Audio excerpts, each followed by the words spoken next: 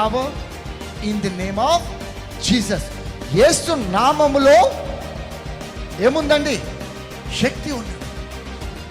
అపోస్తుల కార్యములు 4వ అధ్యాయము 12వ వచనం.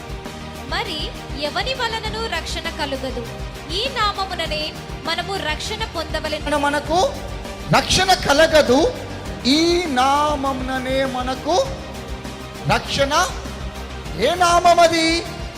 యేసు నామమున మాత్రమే నీకు నీ కుటుంబము రక్షించబడాలి అంటే యేసు నామమును ఉచ్చరించాలి.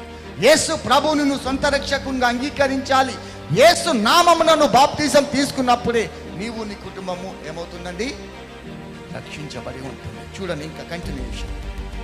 ఈ నామముననే మనము రక్షణ పొందవలెను గాని ఆకాశము క్రింద మనుషులలో ఇయ్యబడిన మరి ఏ నామమున రక్షణ పొందలేము అనెను.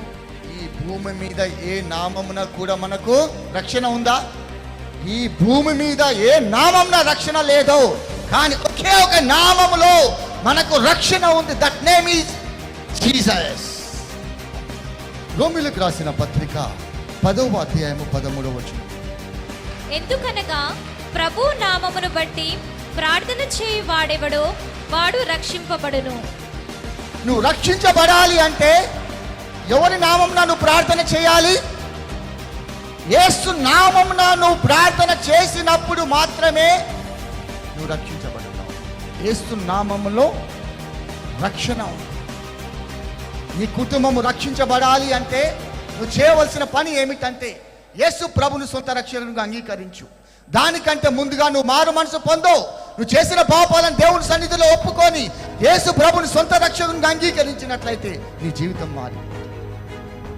అంత శక్తి యేసు నామంలో ఉంది.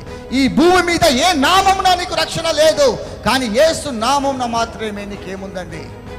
రక్షణ ఉంది. That is a power of Jesus name. నామములో శక్తి ఉన్నదయ్యా, శ్రీ నామములో